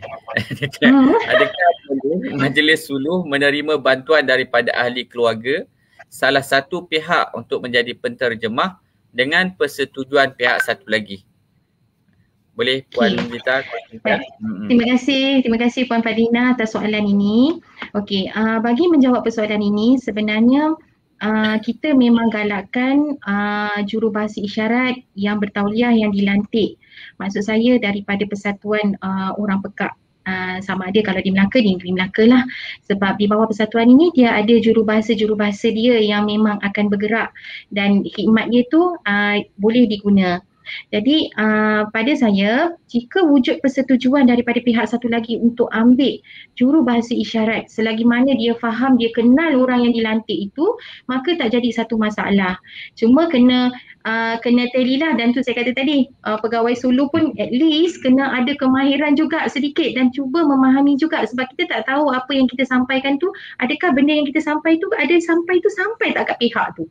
Jadi kena melihat situasi. Kalau rasa tak yakin, dapatkanlah khidmat daripada jurubahasa isyarat yang berdaftar. Maksudnya kalaulah yang si mewakili pihak ni tadi tu adalah jurubahasa isyarat yang berdaftar, tak jadi masalah. Tetapi kalau dia hanya sebagai pemudacara bahasa isyarat yang diamalkan setiap hari, mungkin akan ada setimbul isu nanti di kebelakangan hari nanti. Jadi adalah lebih baik untuk kes-kes yang apabila pegawai suluh tak ada kemahiran, maka yang cantiknya ambil jurubahasa isyarat yang ada di peringkat negeri itu. So sama ada macam hari ni kita bawa Cik Nur Afikah ini. So Cik Nur Afikah ini memang orang persatuan, memang jurubahasa isyarat yang telah didaftarkan. So memang khidmat dia diperlukan. Jadi orang macam ni yang patut kita ketengahkan lah, kita bantu mahkamah. Tetapi adalah lebih baik dalam dia nak bantu mahkamah itu, pegawai suluh tu ada inisiatif untuk pergi belajar bahasa isyarat. Mungkin sekarang mungkin susah dekat sebab kita tertakluk di bawah PPN disebabkan COVID-19. Tetapi sekarang ni kalau tengok dalam Instagram, dalam Facebook, sudah ada dah laman web, sudah ada dah grup-grup yang ada untuk belajar bahasa isyarat ini. Tapi for the first, memang kena deal dulu dengan Persatuan Orang Pekak Negeri. Itu yang lebih baik lah. Okey, terima kasih Puan Zita. Pada Puan Fadlina, soalan tadi mungkin boleh membantu ya. Dan banyak tadi yang Puan Zita telah terangkan, termasuklah melalui Persatuan Pekak Negeri ya. Dan macam di Negeri Melaka sendiri kita ada jurubahasa isyarat saudari Nur Afikah ya. Afikah, macam mana kenalkan diri Afikah? Okay. Kenalkan diri Afikah. Assalamualaikum warahmatullahi wabarakatuh. Nama saya Nur Afikah. Isyarat saya Afikah. Terima kasih. Afikah.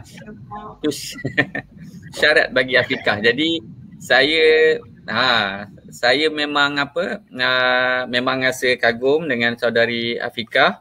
Ya, beliau ni bukan sahaja menjadi jurubahasa bahasa isyarat kepada Persatuan Pekak Negeri Melaka, malah juga beliau juga tauliah guru pembimbing muallaf untuk OKU pendengaran dan juga panel penyemak Al-Quran isyarat ya, di peringkat JAKIM ya, jurubahasa isyarat sukarelawan Persatuan orang Pekak Negeri Melaka. Banyak lagi lah. Jadi mungkin nanti boleh tuan-tuan puan-puan boleh berhubung dengan saudari Nur Afiqah ini untuk dapatkan apa-apa perkhidmatan, terutama khidmat peguam syar'i dan sebagainya lah. Okey, Puan Zita, kita balik pada soalan kita. Sesi simulasi tadi pun dah selesai nampaknya. Soalan saya yang ketiga yang berikutnya, apakah faktor-faktor yang membantu penyelesaian kes-kes OKU pendengaran di Majlis Suluh? Mungkin selain dari skill, mungkin ada perkara-perkara lain yang Puan Zita boleh kongsikan. Silakan Puan Zita. Baik, terima kasih Tuan Abu atas soalannya. Okey, seperti mana yang saya sebut sebelum ni tadi, dia bukan sekadar bahasa isyarat dalam kita nak membantu pihak-pihak ini untuk selesaikan kes mereka. Sebab dia lebih kepada bagaimana kita menyelami perasaan dia.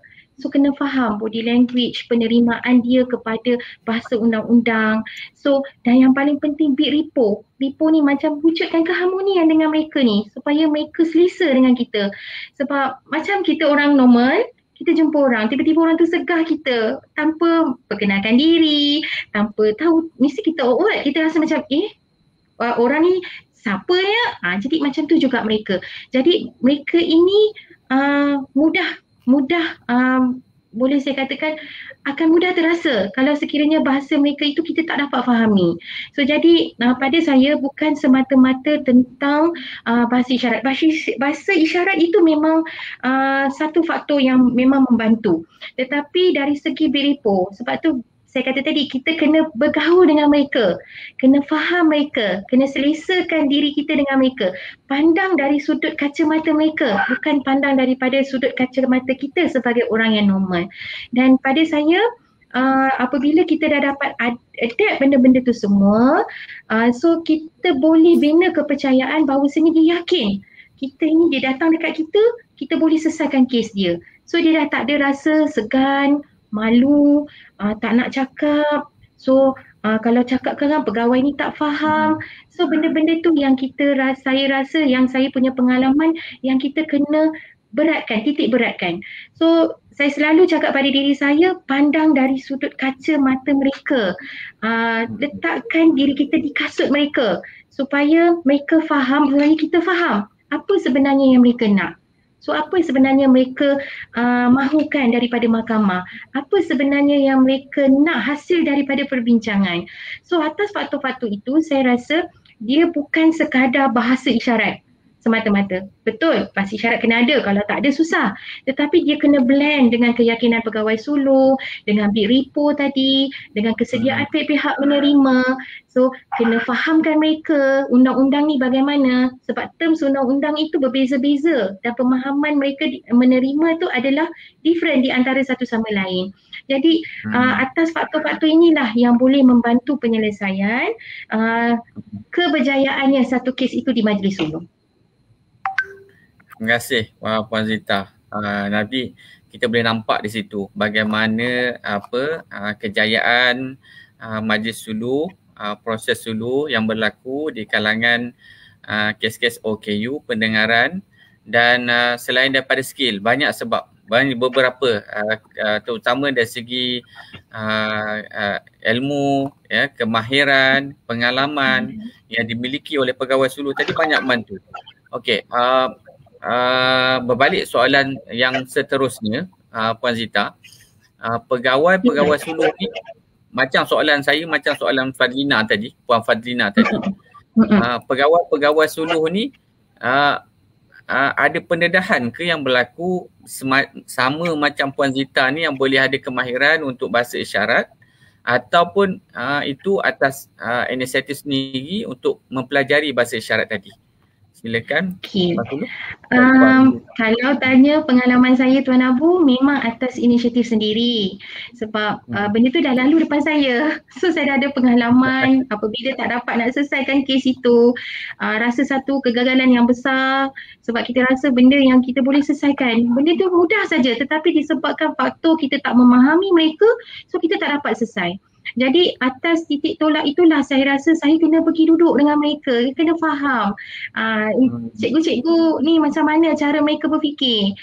So jadi one of cikgu saya pun adalah Cik Nur Afiqah ni. So jadi memang kita kena pergi ada inisiatif diri kita, tetapi tidak boleh memaksa diri. Nak belajar sesuatu benda baru, kita tidak boleh paksa diri kita disebabkan dia kena ada datang minat.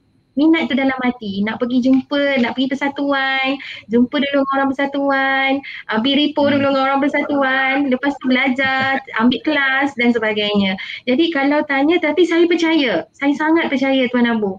Pegawai-pegawai, rakan-rakan suluh saya yang lain, jika diberi peluang, mereka akan grab peluang ini. Mungkin tak nampak lagi sekarang, tetapi mungkin selepas-lepas ini mungkin saya kembalikan balik kepada Datin, Tuan Abu, DJ KSM, mungkin ada latihan-latihan yang boleh kita kemukakan berkaitan dengan bahasa isyarat ini, yang boleh di mananya salah seorang pesertanya adalah datang dari kalangan pegawai-pegawai suluh satu Malaysia, insyaAllah. Okey.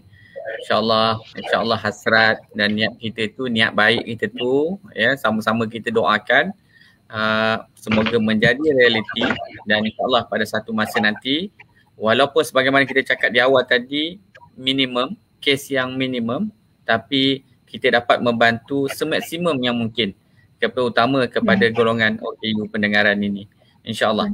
Soalannya seterusnya Puan Zita, ada soalan daripada Tuan Mukhlis. Ni Tuan Mukhlis ni moderator kita, panel kita yang lalu. Tapi dia tanya pada kali ni. Okay, adakah proses dan kaedah-kaedah pelaksanaan suluh secara biasa ini sesuai dilaksanakan bagi golongan OKU? Apakah penambahbaikan yang Puan lihat perlu bagi kelancaran suluh melibatkan golongan OKU pendengaran?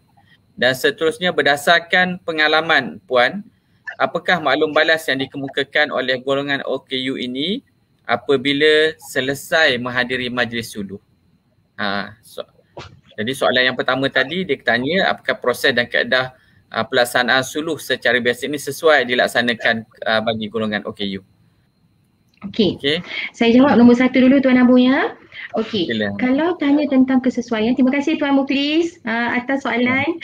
Okey, kalau tanya kesesuaian memang saya akan kata sesuai. Cuma melihat kepada penerimaan golongan OKU pada ketika itu.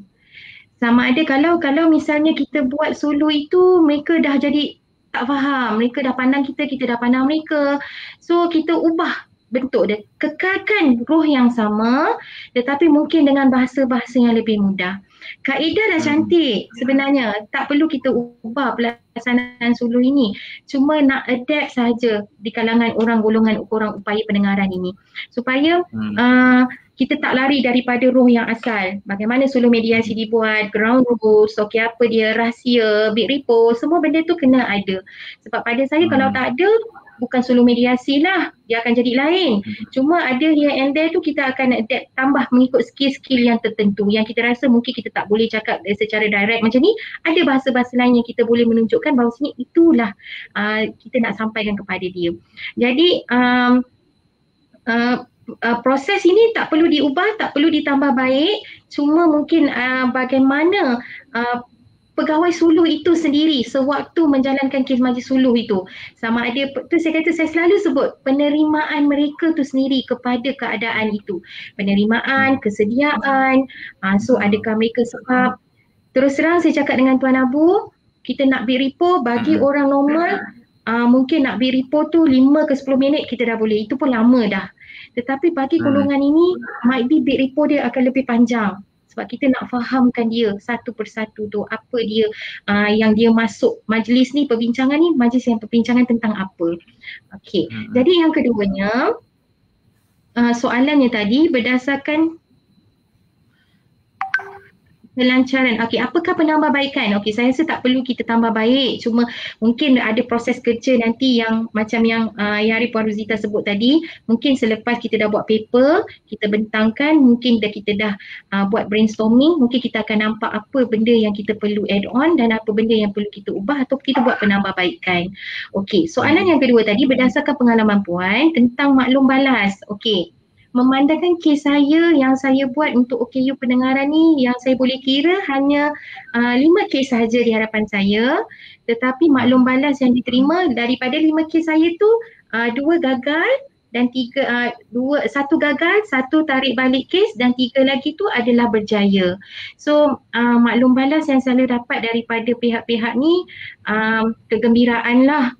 Selalu mereka akan cakap terima kasih kerana bantu mereka, sebab bukan mudah sebenarnya nak fahamkan terms undang-undang ni kepada mereka. Jadi so far itu juga akan dijadikan perbincangan dengan Tuan Abu dan juga Datin nanti insyaAllah di section solo. Maklum balas apa yang perlu kita dapatkan supaya kita dapat collect data. Gitu tak Tuan Abu? Betul, insyaAllah. Soalan jawapan kepada Tuan Muklis punya soalan ini insyaAllah akan dijawab nanti apabila ada satu proses kerja ataupun ada rules nanti untuk golongan yang OKU pendengaran ini. Terima kasih Puan Zita. Dan JKSM sebagai agensi penyelaras, penyeragam bersama dengan negeri-negeri, terutama macam OKU ni melibatkan Mahkamah Syariah Negeri Melaka, kita akan bersama-sama juga Mahkamah Syariah Negeri-Negeri, Jabatan Kehakiman Syariah Negeri-Negeri, kita akan bersama-sama untuk membina dan memberi peluang ini. Ini sebagai salah satu maqasid syariah yang kita perlu ketengahkan, dan rasanya memang jadi tanggungjawab kita bersama untuk kita membantu terutama golongan OKU pendengaran ini. Tuan-tuan jangan rasa terperanjat. Kalau ialah semasa saya di Melaka dulu pun kita pernah dengar ada kes yang diorang penceraian, diorang tak tahu perlu pergi ke mahkamah dan mungkin rasa malu macam Puan Zita nak katakan tadi nak pergi ke mahkamah, menyebabkan diorang berpisah begitu saja. Jadi tanpa perlu ke mahkamah. Sedangkan meskipun bukan melalui lafaz tadi sebab melibatkan OKU pendengaran, tapi ada tata cara hukum syarak yang membenarkan bagaimana mereka tu nak melafazkan cerai. Jadi itu juga sebenarnya peranan Mahkamah Syariah, dan insyaAllah dengan diri Pangkat Suluh ini akan membantu kita bersama untuk ketengahkan lagi apa-apa persoalan yang melibatkan OKU pendengaran. Okey, soalan lagi. Puan Zita Puan Zita pada petang ni kita jemput panjang kena bercakap. Jadi dia saya rasa Puan Afiqah pun boleh tahan juga bersama-sama lah. Tapi insyaAllah kita akan cuba jawab dulu persoalan yang dikemukakan. Okey, soalan daripada Nurul Nadia Nozlan. Okey, saya ada soalan. Seperti yang Puan Norazita maklumkan sebentar tadi, setakat ini tiada lagi manual atau garis panduan yang dikeluarkan bagi pengendalian kes berkaitan dengan OKU. Memang Puan Zita pun dah terangkan tadi, termasuklah bagi OKU pendengaran. Jadi bagi pendapat Puan, wajarkah pihak mahkamah atau jabatan berkaitan seperti JKSM sendiri untuk keluarkan satu garis panduan atau arahan amalan tentang pengendalian kes berkaitan OKU seperti tindakan yang wajar diambil bila diakses melibatkan bila ada kes melibatkan OKU perkhidmat OKU. Okey, perkhidmatan yang boleh diberikan dan lain-lain. Mungkin garis panduan secara umum, contohnya bagi kes mal melibatkan OKU. Jadi bagi pihak-pihak yang melibatkan seperti golongan OKU ini, cakna akan perkhidmatan. Jadi agak panjang bahasa dia tadi. Pertanyaan oleh Puan Nurul Nadia ni tadi. Walau bagaimanapun saya boleh rangkumkan, mungkin saya boleh tukan. Dia bertanya sama adakah tiada lagi garis panduan manual berkaitan ni, dan jadi adakah wajar untuk pihak mahkamah JKSM sendiri untuk keluarkan satu garis panduan. Silakan Puan Zita. Baik, terima kasih Puan Nurul atas soalannya tadi. Kalau tanya saya, pandangan peribadi saya amatlah perlu, kerana sesuatu kerja yang dibuat tanpa ada satu proses kerja dan manual adalah satu benda yang saya tak kata sia-sia, tetapi mungkin tidak boleh di-sharekan bersama dengan negeri-negeri lain. Jadi kalau ada satu panduan yang khusus, memang semua negeri termasuk Melaka, Kedah, Perak, Negeri Sembilan, semua akan mengikut proses kerja yang sama. Tetapi benda itu melalui, sebab saya dah sebut sebelum ini, kena melalui paper, kena buat paper, kena bentangkan, so kena di JKSM sendiri, kena ada brainstorming kepada benda-benda ini semua, so dapatan-dapatan data-data supaya benda ini boleh diperbincangkan secara menyeluruh. Bukan saja di peringkat negeri saja. Jadi kalau puan tanya saya, jawapan saya mudah saja, perlu, dan saya percaya dengan momentum program pada petang ini mungkin membuka jalan kepada ahli academician, pengurusan-pengurusan tertinggi di JKSM yang nampak ada keperluan untuk dijadikan satu manual ke, arahan amalan ke, proses kerja ke yang bersesuaian terhadap golongan ini. Supaya apabila kita bergerak untuk menyelesaikan kes golongan ini, ada satu peraturan atau ada satu benda yang kita sandarkan, punca kuasa yang kita sandarkan supaya penyelesaian keseragaman tu dapat dibuat dalam satu Malaysia. InsyaAllah. Terima kasih Puan Zita. Ada lagi pandangan ni, tapi sekadar pandangan lah saya rasa. Antaranya Zaini Liverpool. Ni penyokong Liverpool. Jawapan bagus, menyatakan jawapan bagus. Keluarga tidak digalakkan menjadi jurubahasa isyarat dalam kes-kes penting seperti ini. Kena bawa juru bertauliah. Juru bahasa isyarat yang bertauliah. Itu Puan Zita tadi pun dah jelaskan, dah terangkan. Dan ada lagi nyatakan di sini, ini mungkin pandangan itulah dia daripada OKU pendengaran sendiri. Ya, Masya Allah bagus, dah suka jurubahasa isyarat Cik Nur Afiqah, Cik Mustafa. Lepas ni boleh kontak Cik Nur Afiqah. Sungguh jelas dan menarik penerangan. Boleh faham, semoga maju jaya, menarik tentang cara suluh. Terima kasih Cik Afiqah. Ini saya rasa daripada golongan OKU pendengaran, dan memang kita pun bawa Cik Nur Afiqah ni pun sini bukan saja-saja bawa. Kalau tuan-tuan dan puan-puan daripada OKU pendengaran daripada mana-mana negeri nak mendapatkan khidmat beliau, boleh hubungi beliau, insya-Allah beliau bantu. Dan selain itu, Puan Zita juga boleh membantu di peringkat suluh, di peringkat mahkamah di negeri Melaka. Mana-mana negeri sekalipun. Dan insyaAllah dengan titik tolak daripada program kita pada hari ini, sebagaimana Puan Zita nyatakan tadi, kita akan teruskan lepas ini untuk kita libatkan di semua mahkamah syariah, dan supaya mungkin nanti kita akan adakan khusus untuk bahasa isyarat kepada pegawai-pegawai suluh seluruh Malaysia untuk kita pelajari bagaimana pegawai suluh ni nanti boleh berhadapan, meskipun sebagaimana nyatakan tadi kes yang minimum, tapi kita dapat memberikan, mahkamah syariah dapat memberikan perkhidmatan yang semaksimum yang mungkin. Okey, sekarang dah pukul 4 petang. Saya rasa dah sampai penghujung. Jika tiada apa-apa lagi soalan,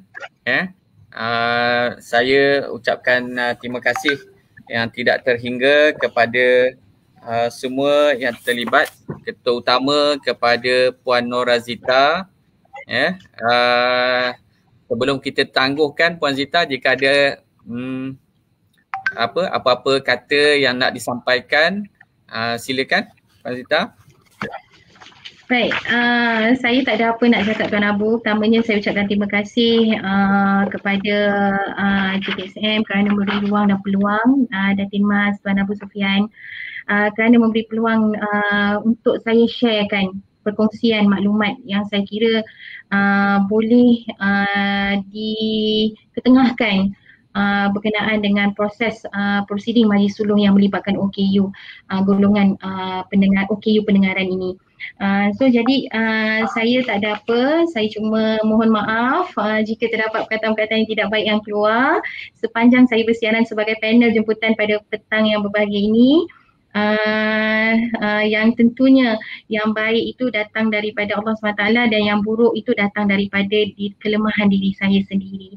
So apa yang saya boleh sampaikan adalah tagline kami iaitu hashtag solo settle, tapi dalam bahasa isyaratnya hashtag SULH bincang, nasihat bincang dan juga selesai. So itu saja Tuan Abu, saya kembali balik kepada Tuan Abu. Terima kasih pada Puan Zita. Satu tepukan untuk Puan Zita, satu tepukan untuk Puan Zita. Ya, terima kasih atas perkongsian yang sangat menarik dan selaku panel dan banyak berkongsi ilmu dan pengetahuan dan juga pengalaman pada petang ini. Dan tak lupa juga kepada juru bahasa isyarat kita, terima kasih kepada Cik Nur Afikah yang dari awal sehingga akhir tetap bersama dengan kita, dan bukan sahaja di dalam program ini tapi di mahkamah juga beliau tetap bersama dengan kita. Satu tepukan untuk Puan Afikah. Ya, terima kasih sekali lagi. Dan sebagai pegawai, tak lupa juga pada pegawai-pegawai suluh Mahkamah Syariah Negeri Melaka, Tuan Muhammad Zamri, Tuan Humaidi, Tuan Jasmine, dan tak lupa paling istimewa, saya sebutkan pada di akhir penghujung rancangan ni, Cik Razak Seman. Apa syarat dia? Afikah, Cik Razak? Okey. Tu Cik Razak ni saya cukup kenal lah di Melaka, memang dia selalu. Dan sebenarnya Cik Razak dan juga Puan Aliza Mamat. Puan Aliza macam mana? Aliza, okey, Aliza. Okey, terima kasih pada Cik Razak dan Puan Aliza kerana Puan Aliza lah sebenarnya dengan Cik Razak lah yang melakonkan tadi simulasi tadi. Cukup nampak kita, sebab tu saya tak bagi tahu daripada awal, tapi kita tengok memang real betul. Bagaimana insyaAllah nanti kita akan kongsikan dalam YouTube bagaimana lakonan yang dibuat oleh tadi menggambarkan bagaimana majlis suluh itu dilangsungkan di hadapan majlis suluh melibatkan OKU pendengaran, dan semua warga dan juga pengerusi Persatuan Orang Pekak Negeri Melaka, serta semua warga pekak di seluruh Malaysia yang menyaksikan simulasi ini. Dan tak lupa juga yang dihormati dan dikasihi Yang Ma'arif Datuk Setia Dr. Haji Muhammad Naim bin Haji Muhtar, Ketua Pengarah, Ketua Hakim Syar'i Jabatan Kehakiman Syariah Malaysia, Datin Siti Mazuriati binti Aziz, KPP Seksyen Suluh, yang bersama-sama dalam mengilhamkan program Muhakkat Suluh ini dan banyak memberi sokongan dan panduan bagi menjayakan program Muhakkat Suluh yang siri yang kedua pada hari ini. Dan terima kasih juga kepada semua penonton dan peserta yang terlibat sama menyaksikan Muhakkat Suluh, simulasi suluh pada hari ini. Sebelum terlupa, jika tuan-tuan puan-puan belum mengisi borang maklum balas, bolehlah berbuat demikian untuk kita mendapatkan feedback dan bagi penambahbaikan untuk siri-siri akan datang. Dan semoga program pada hari ini dapat kita kongsikan bersama dengan kenalan-kenalan yang rapat yang mungkin boleh membantu kepada mereka yang memerlukan perkhidmatan kehakiman dan perundangan syariah.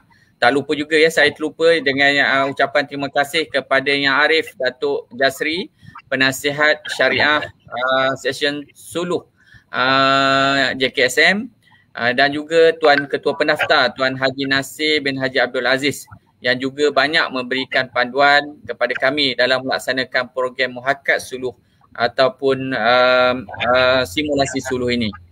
Dan sebelum saya bersurai dan serahkan kepada pengacara majlis Tuan Muhammad Zamri, saya nak balas balik pantun dia.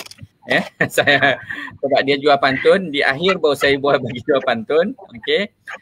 Sudah terang lagi bersuluh, apatah lagi bersuluh di siang hari. Muhakat suluh, simulasi suluh, program berilmu juga berinovasi. Pagi hari mengumpul jerami, rutin harian hidup bersawah. Syariah asas keadilan pegangan kami, warga kehakiman dan perundangan syariah. Jadi itu saja daripada saya. Sekali lagi saya ucapkan terima kasih kepada semua dan semoga program yang kita adakan pada petang ini insya-Allah akan memberi manfaat kepada kita semua. Saya serahkan semula kepada pengacara Tuan Muhammad Zamri bin Zainuddin. Silakan. Alhamdulillah, program Muhakat Suluh kita pada petang ini berjalan dengan baik dan lancar. Semoga kita semua beroleh manfaat bersama. Kita mula dengan pantun, kita akhiri juga dengan pantun. Sudah lama tidak bersua akibat COVID, tempohnya lama. Muhakat suluh berakhir jua, ilmu berguna dikongsi bersama. Wabillahi taufiq wal hidayah. Wassalamualaikum warahmatullahi wabarakatuh. Selamat petang. Terima kasih.